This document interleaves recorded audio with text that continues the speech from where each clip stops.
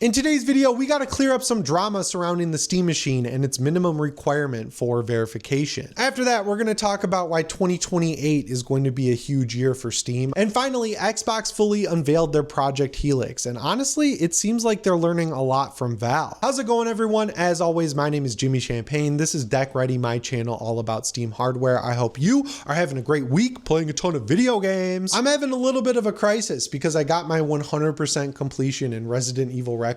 It's just so good. I had so much fun with this game. I could run through it again right now. I'm somehow not sick of it after beating it 5 times. I got my clear time down to 2 hours and it took me 41.3 hours to 100% it. And it's awesome. It's so good. My only 2 nitpicks are once you beat it once, they gotta let you skip the orphanage. It's so boring the second time because it's not scary anymore. You're this little kid, you're slow.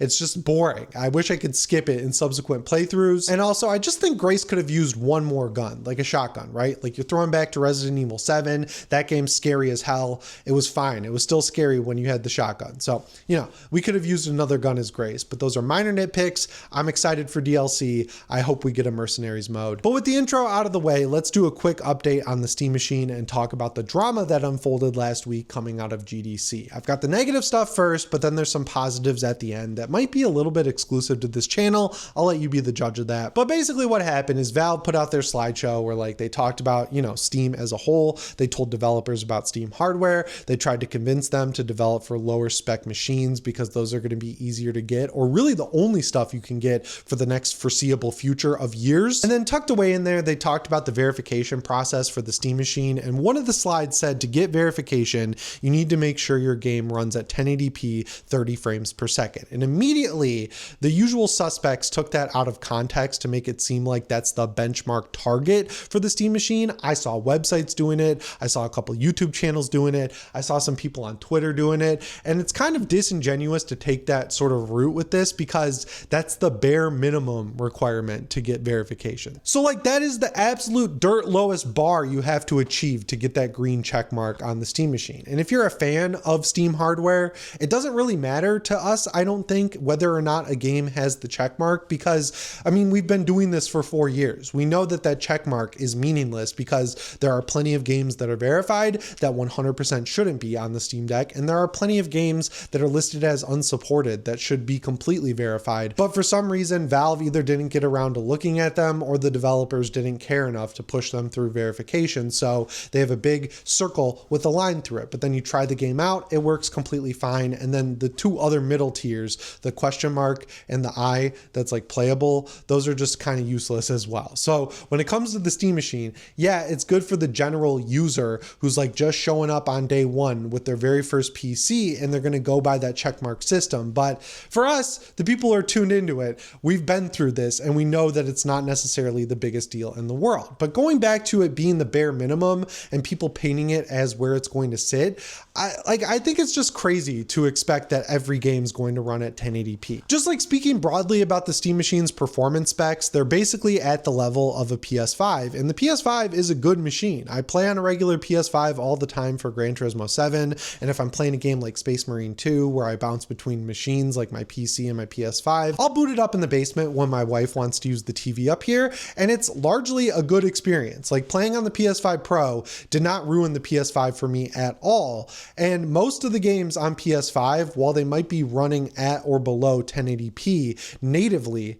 they use FSR to upscale to a higher resolution and they get well above 30 FPS. And that's with heavy hitting games that use Unreal Engine 5 like Metal Gear Solid Delta Snake Eater, Silent Hill F, Silent Hill 2. I'm sure there's a few more games you could throw in the mix, but that's like 10 games out of thousands that are available on the PS5, and like 99% of them run absolutely just fine on the PS5. So while the bare minimum is 1080p 30 FPS, I expect the vast majority of games on Steam to be well above that. And if you do run into these Unreal Engine 5 games that require a lower resolution like 1080p 30, you're going to have FSR upscaling to be able to, you know, upscale it to the resolution of your TV. And the silver lining is that's a handful of games compared to the vast majority running just fine. It's just crazy that these people who gas up stuff like PSSR, which is just upscaling, it's like FSR4 for PS5, turn around and say that it's a bad thing that the Steam machine needs upscaling. Like, it's the same thing. It's the exact same situation. You need upscaling today because developers don't finish their games. They target 5090 level spec PCs, even though no one really has them. And then when they release on console, Switch 2, Steam Deck, regular PC, it doesn't matter. If they target those high-end machines, the games don't run well on anything. So you're going to run into the same problems on PS5 as you are Switch 2, as you are Steam Deck, if you're playing these games that aren't optimized. So like 1080p 30 being the bare minimum, I think is fine. That's where I would want it to be. I'd prefer if the majority of games ran higher than that, but it looks like they will. So it's kind of like a non-issue. In my video where I went through the slideshow, I didn't even think about it from that perspective because it seemed like, generally speaking, where things should shake out, right? Like in 2026 with Unreal 5 games, I feel like 1080p 30 is a solid benchmark, and I don't care.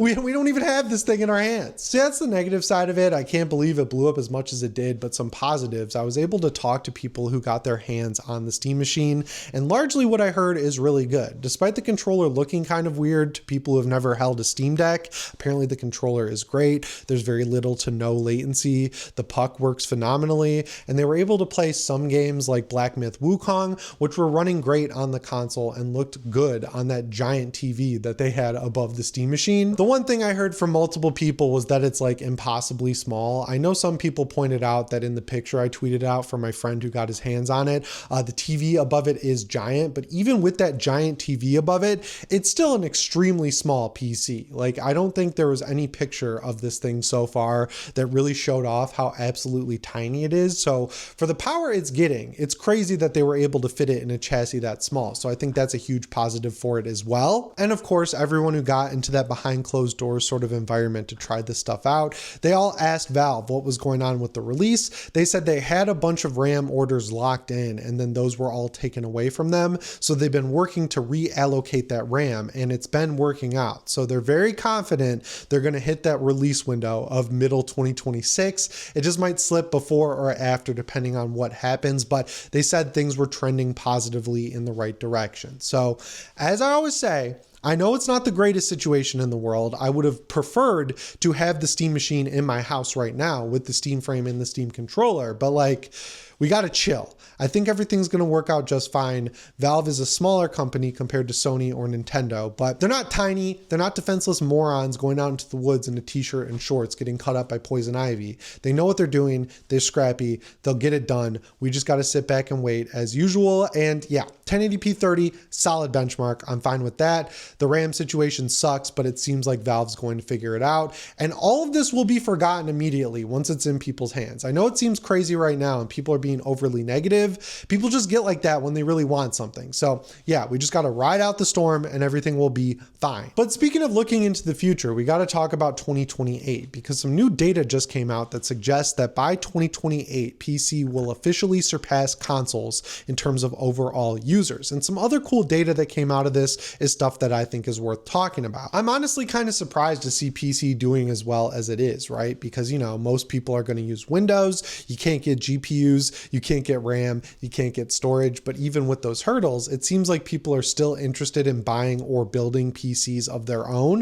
which is good because if there was a situation where prices were normal, the rate would be growing even faster. And back in the day, someone like me, I would choose a PS4 or PS3 because I just didn't want to deal with the settings, the drivers, figuring out how to get a game to stop stuttering, X, Y, and Z issues that you experience with PC. Like when I was in college, it was actually kind of difficult to get a controller to work with PC. Like you had to buy a wired Xbox 360 controller and those wires notoriously broke all the time. And they were like coveted items of tech in my college dorm because if you had that, you could play with controller on PC. A lot of those issues have largely been solved. Like Steam Input doesn't get enough credit for making virtually every controller under the sun work wirelessly wirelessly or with the Switch 2 controller wired with Steam right out of the box. And even if the game you're playing doesn't natively support that controller, it can map the controller to the correct button, so it doesn't really matter. It'll like trick the game into thinking you're using whatever controller it does support. And on the driver side of the fence, like, you're supposed to keep up to date with your NVIDIA drivers if you have a gaming PC, but like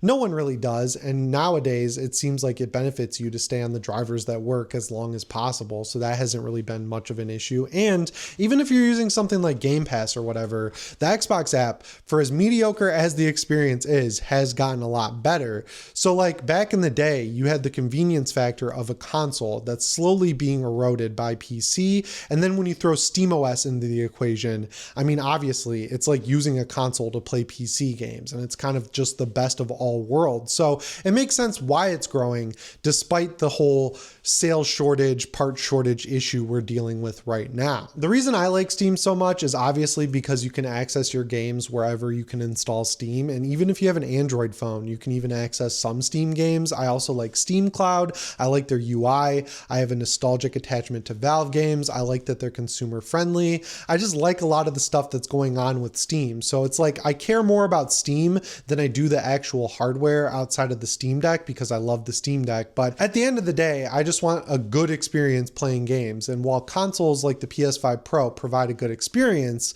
you get a really good experience if you get a one step above mid-grade PC. Like my 9070 XT and 9800 X3D PC flies through every game I throw at it, easy to lock it at 60 FPS. I just set everything to either medium or high, turn on FSR to ultra quality, set it at 60 with the built-in frame limiter, I'm good to go. And that convenience factor being there just makes it great when you throw in all those other features I talked about. So it's cool to see that PC is growing and will be dominant in 2028. I just don't want it to be at the point where consoles completely go away, because I do like exclusive games on Nintendo. I do like exclusive games on PlayStation. I'm fine with that whole system. I'm fine having multiple devices, and I don't want one to just swallow the other whole, like what kind of happened with the Xbox when it comes to how the PS5 and Switch 2 basically dominated the gaming hardware industry in terms of consoles. And finally, that brings us to the third news story here, which is Project Helix was announced, and I figured I should talk about it because it's kind of in the realm of PC gaming, because this thing is literally a PC built by Xbox with a custom AMD chip. And when you talk about it like that, it kind of sounds a lot like a Steam machine. They're starting out with the Xbox full screen experience's next iteration, which is Xbox mode, that's apparently coming to a lot of PCs, if not all of them, in April. I think that's going to go a long way for people. They did also confirm that because it is a PC, it's going to work with Steam games, it's going to work with the Xbox Store, it's going to work with Epic Games right out of the box, and it's going to have a different environment for the game mode. So you'll get those performance enhancements that you kind of see on SteamOS versus Windows, because all of the stuff that clogs Windows up is going to be killed in the background. The one thing people are really excited about that I don't understand is the Xbox emulation for original Xbox and 360. Like, that's cool, but this thing's not going to have a disk drive. Like, I still have a bunch of 360 games. I have a bunch of original Xbox games, and while those work just fine in my Series X because it has a disk drive, there's no way to get those games working on the Project Helix unless they figure out some system like where you take a picture to prove you have the game and then get a code from it, but they're not going to do that. So like, it's cool that they're baking in Xbox emulation to support the people who backed that horse for the last 3 generations, but not as exciting to me as it is everyone else. Because on top of that, most of those games have PC versions already that not only look and run better, but are moddable as well. So like, it just doesn't seem like necessary outside of, you know, making your hardcore fans happy. So I guess it's a good thing they're doing it. I think they're going to run into the issue that's been talked about since this became an idea, which is if you have a PC that allows Steam, there's no reason not to use Steam, right? Like, Steam is a better platform than what Xbox has built. If you use Game Pass, I mean, you're going to be excited for this because you're going to be able to access Game Pass in game mode. But, you know, I'm hesitant to say it all comes down on price because I don't really care about the price. If I want it, I'll buy it, but it's just weird. It doesn't seem like it's doing anything truly unique that sets it apart from what Valve is already doing. And on the console side, it feels like it's going for a different audience than what the PS5 and Switch 2 are going for. So I'm curious to see where this is going to fit into the ecosystem, but it seems like a lateral move from everything we've heard. Development kits are going out in 2027. It should be available by the end of the year. I don't think I'm going to buy it because I did buy an Xbox Series X at launch and and I played Assassin's Creed Valhalla. I played Destiny 2 while it was on Game Pass. I played Gears of War 3 in co-op with my friends over the summer 2 summers ago. Those are the 3 times I remember using my Series X. They promised a lot of big first-party games, and unfortunately by the time they started showing up, like 5 years into the console's life cycle, too little too late. I had moved on to PC, I have a PS5 Pro, I decided to stick with those. I just don't need more Xbox hardware in my life at this point with where my head is at in terms of what I enjoy playing on. But for those of you out there who are ride or die for Game Pass, ride or die for Xbox, I'm glad they're not just closing up shop. But the idea of just a regular old Xbox console, even though people want to pretend this is a console, is gone. And it's kind of a bummer, but I'm also excited about what's coming because it does provide decent competition for Valve. Anyway, guys, that's all I've got for you in today's video. As always, my name is Jimmy Champagne. I'll see you in the next one. Thanks for watching and shape on.